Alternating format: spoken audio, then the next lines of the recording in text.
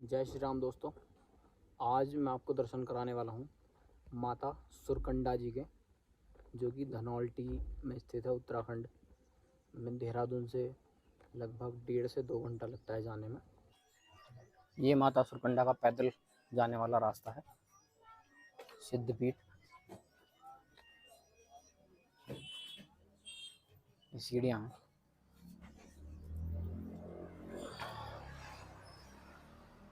ये लगभग 1 से 1.5 किलोमीटर दूरी पे पड़ता है। अभी आपको रास्ता दिखाऊंगा। ये कुछ मार्केट है यहाँ का, जहाँ पे प्रसाद वगैरह मिलता है। ये बैठने की सुविधा है।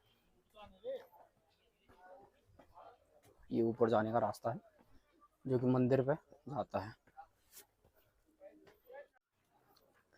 ये मेन मार्ग है जो कि एक इधर से आता है और एक इधर से।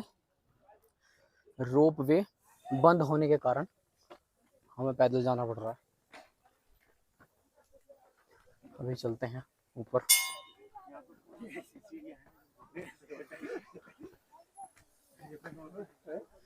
कुछ जगह पे सीढ़ियाँ हैं, कुछ जगह पे प्लेन है।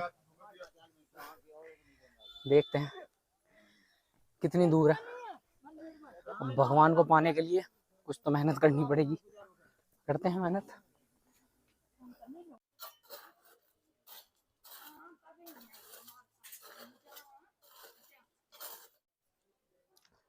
पैंतालीस मिनट की खड़ी चढ़ाई करने के बाद मैं आ चुका हूँ सुरकंडा माता के मंदिर। ये मंदिर है।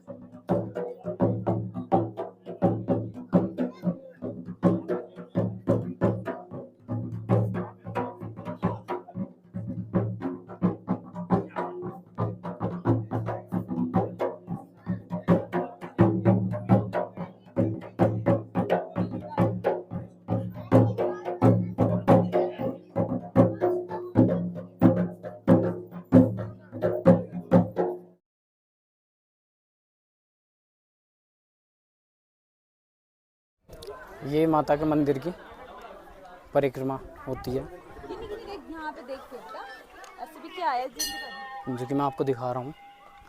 ये मंदिर के चारों तरफ है। अभी तो यहाँ पे घना कोहरा है। ये कुछ मंदिर के दाईं साइड का व्यू है। ये मंदिर के पीछे ये मंदिर की परिक्रमा है और ये मंदिर के पीछे का व्यू है।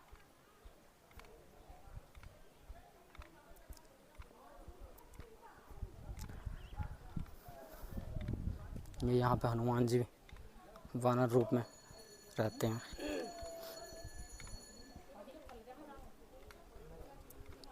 ये पूरी परिक्रमा होती है।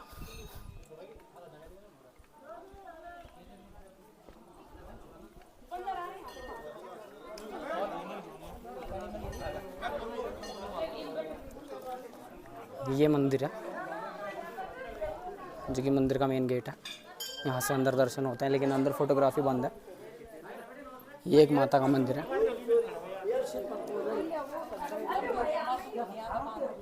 ये हमारे बजरंगबली महाराज बैठे हैं। ये शिव जी हैं। और ये जो नारियल का प्रसाद होता है ये यहाँ पे फोड़ा जाता है। और ये कुछ व्यू है। यहाँ पे कपड़े हैं फ़ोटो वगैरह खिंचाने के लिए।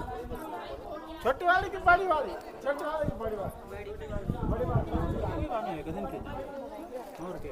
ये यज्ञशाला है। ये यहाँ से गेट है एग्जिट का। फिर यहाँ से ये आ जाता है। ये कुछ इधर का है।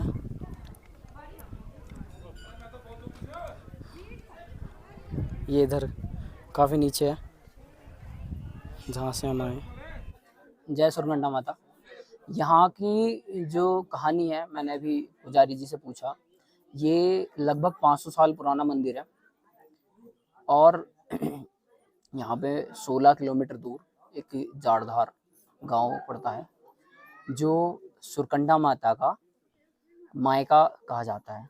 और यहाँ पे नवरात्रों में माता को वहाँ पे ले जाया जाता है और फिर नवरात्रों के बाद जो वहाँ के निवासी हैं तो वो नम आँखों से माता को यहाँ पे विदा करने आते हैं। जय माता दी दोस्तों। आज मैं आपको महात्म सुनाने वाला हूँ हमारी सुरेश्वरी माता सुरकंडा देवी जी की, जो कि सुरकुट पर्वत नामक स्थान पर विराजमान है। और ऐसा कहा जाता है कि जब प्रजापति दक्ष जी ने एक यज्ञ किया और उसमें भगवान शिव और माता सती को नहीं बुलाया, तो माता सती अपना परिवार, अपने पिताजी का घर समझते हुए बिना बुलाए, भगवान शिव के मना करने पर भी वो चली गई। लेकिन वहां पर देखा कि भगवान शिव के लिए और माता सती के लिए कोई स्थान है ही नहीं। और प्रजापति दक्ष जी ने भी यही बोला कि जब आपको बुलाया नहीं तो आप क्यों आए। यह ऐसा अपमान समझकर माता सती, जो वहां पे हवन हो रहा था, उसके हवन कुंड में स्थित अग्नि में जलकर भस्म हो गई। और फिर जो भगवान शिव हैं हमारे, वो उनका पार्थिव शरीर लेकर पूरे ब्रह्मांड में भटक रहे थे। और फिर पूरी जो हमारे ब्रह्मांड का संचालन है वो रुक गया था, वो एक स्थिर हो चुका था, क्योंकि भगवान शिव का भी कुछ कार्य है त्रिदेवों में से, तो वो अपने कार्य से भटक गए थे। ऐसा देखकर भगवान विष्णु ने अपना सुदर्शन चक्र से जो माता का पार्थिव शरीर था उसके टुकड़े किए। उस पार्थिव शरीर से 51 टुकड़े निकले, जो कि माता का जो आधा शीश कटकर सुरकुट पर्वत नामक स्थान पर गिरा, जो कि समुद्र तल से लगभग 10,000 फीट की ऊंचाई पर है। और वहां पर गिरने के बाद आज वहां पर सुरकंडा माता नामक मंदिर स्थित है, जिसकी हम पूजा करते हैं। और ये जो कितना पुराना है ये तो किसी को नहीं पता, लेकिन लगभग 500 साल पुराना माना जाता है, जो कि सदियों पुराना है वैसे तो, लेकिन एक जो मान्यता है कि हाँ लगभग 500 साल से तो वो चला आ रहा है कंटिन्यू। एक पूर्व आनंद सिंह जड़धारी द्वारा इसका स्थापना की गई। पहले जो था, लोग जो पहाड़ों पे रहते थे वो अपना सामान नीचे से ले जाते थे, जो समतल एरिया है, तो वहां से सामान अपना खच्चर पे या घोड़ों पे या गधों पे या जो भी होता था उस समय के अनुसार उसमें ले जाते थे। और आनंद सिंह जड़धारी अपना एक ग्रुप के साथ, जो एक टीम होती है उसके साथ वो अपना सामान लेके जा रहे थे। उन्हें रास्ते में एक वृद्ध महिला मिली, जो कि आनंद सिंह से बोली और उनके ग्रुप वालों से बोली कि मुझे भी ऊपर ले चलो, मैं एक असहाय वृद्धा हूँ। तो ग्रुप के तो सभी मेंबरों ने मना कर दिया, लेकिन आनंद सिंह जड़धारी जी ने अपने कंधे पे अपने सामान के साथ साथ उनको भी बैठा लिया। और क्योंकि वो दयालु प्रवृत्ति के थे, इसीलिए उन्होंने एक असहाय महिला की सहायता करते हुए उसको अपने कंधे पर बैठा लिया, जो कि सामान भी चढ़ा हुआ था उनके कंधे पर, वो सामान लेके जा रहे थे। और कुछ दूर चलने के बाद उन्होंने देखा कि वो असहाय जो वृद्धा उन्होंने अपने कंधे पर बैठाई थी या अपने खच्चर पे या जो भी था उस समय के अनुसार उस पर बैठाई थी, वो कुछ दूर जाके गायब हो गई। अब जड़धारी सिंह ने सोचा चलो जो भी था भगवान की कृपा, जैसी इच्छा होगी भगवान की वैसा होगा। लेकिन रात को स्वप्न में जड़धारी सिंह जी के एक स्वप्न में देवी रूप में आई और उन्होंने दर्शन दिए। उस वृद्ध महिला ने आनंद सिंह जड़धारी जी को स्वप्न में देवी के रूप में आके दर्शन दिए और फिर उन्हें एक कहा कि जो सबसे ऊंची धार है, जो मतलब पहाड़ी है, वहां पे जाके खुदाई करना। और वहां पे जब उन्होंने खुदाई की तो एक स्वयंभू शिला प्रकट हुई, जिसे जड़धार गांव के वासियों ने वहां पर मंदिर बनाकर स्थापित कर दिया। तब माँ ने कहा जड़धारी वंश मेरी मैती कहलाएगा। तब से जड़धारी लोग देवी की मैती के रूप में मंदिर का प्रबंधन व सेवा करते आ रहे हैं। जड़धार के गांव के लोग हर तीसरे वर्ष माँ को चैत्र नवरात्र के मौके पर अपने मायके जड़धार गांव बुलाते हैं। ढोल नगाड़ों के साथ माँ की चल प्रतिमा को जड़धार गांव के लोग सिर पर रखकर नंगे पांव करीब 16 किलोमीटर आप सोच सकते हैं पहाड़ों पे 16 किलोमीटर कितना दूर होता है। 16 किलोमीटर की पैदल दूरी तय करने के बाद वो उनका गांव आता है। नवरात्र पूर्ण होने के बाद माँ को सुरकुट नामक पर्वत के लिए नम आंखों से मंदिर तक छोड़ने आते हैं, विदा करने आते हैं, और यह परंपरा आदिकाल से चली आ रही है। जड़धारी वंश जो है वो माता के मंदिर पे जो चढ़ावा चढ़ता है, भेंट आती है, वो उसका हकदार नहीं होता, वो केवल सेवा करता है। पुजाल्डी व लेखवार नामक जो परिवार है वो इनके पुजारी हैं, और पूजा व दक्षिणा जो भी आती है वो उसके भी हकदार हैं।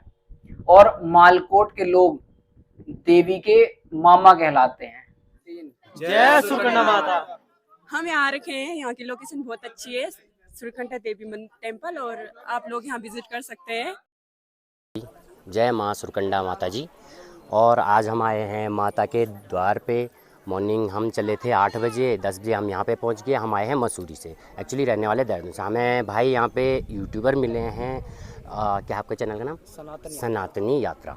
ठीक है, तो आप कभी भी आते हो, देहरादून से आते हो, देहरादून से आप मसूरी भी स्टे कर सकते हो। मसूरी ना करो तो आप जेपी बैंड से धनौल्टी का रूट ले सकते हैं, और यहाँ स्टे करने की पूरी व्यवस्था है। यहाँ पे आश्रम भी है, और कहते हैं सच्चे मन से जब आप माता के द्वार में आओ तो सारी मनोकामनाएं पूर्ण होती है। हमने तो सामने अभी देखा है, कोई अंकल जी हैं बुजुर्ग जो चल नहीं पा रहे थे, बिल्कुल भी नहीं, पकड़ के ला रहे थे, लेकिन उन्होंने बोला मुझे सहारा नहीं चाहिए।